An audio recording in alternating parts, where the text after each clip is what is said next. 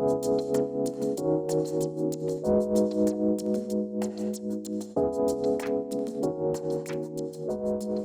and welcome to this Level 3 Mathematics in Context training video for Pearson and Excel. In this video, we're looking at conditional probability.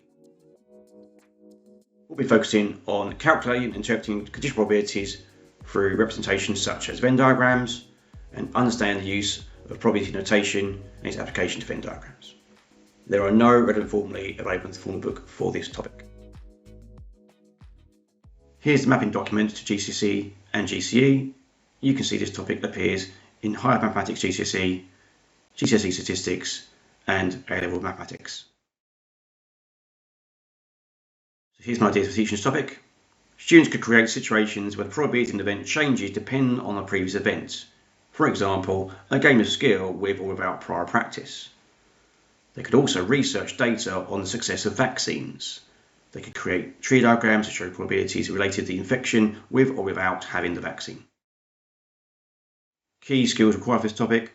Students need to know set notation and be able to apply it to probability.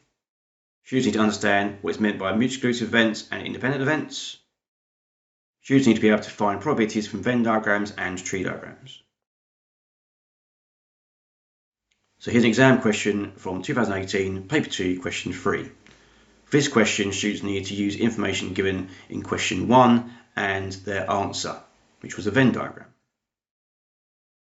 One of these 2,000 people is chosen at random. For part A, find the probability that 1. This person has diabetes. 2.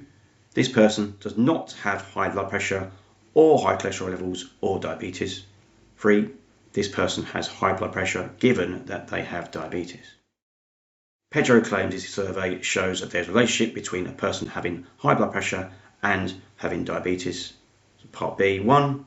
Determine whether or not having high blood pressure, which is B, and having diabetes, D, are independent events. And 2. Comment on Pedro's claim with reference to your answer above.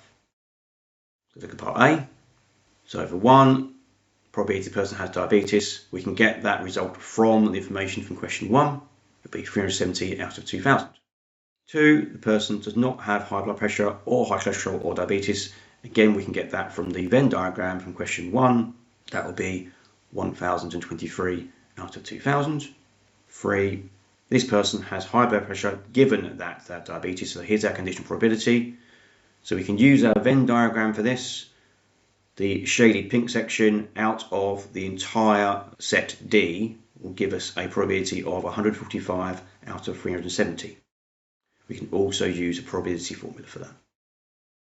Part B, Pedro claims his survey shows there's a relationship between a person having high blood pressure and having diabetes. Determine whether or not having high blood pressure, B, and having diabetes are independent events. So to do this, we can find the probability of the intersection. That gives us 145 out of 2,000, or 0.0725. We can then work out the probability of B times the probability of D. That gives us 0.03996. Because these are not equal, we can suggest that they are not independent. So to comment on Pedro's claim, reference your answer above, Pedro is correct that is a relationship because they are not independent events. Here's the mark scheme for that question. You can see in part B, there's different ways of answering that question. Exam report. Many incorrect answers were seen for an incorrect Venn diagram from question 1. So the answer to question 1 was vital for this. Part 3, that was challenging for the majority of learners. Very few could deal with the conditional probability correctly. So top tips. Students should ensure they can complete a Venn diagram with 2 or 3 sets. They should practice drawing tree diagrams to help them calculate probabilities of combined events. They should also ensure they understand the set notation used in probability. Thank you for listening to this video. I hope you found it useful.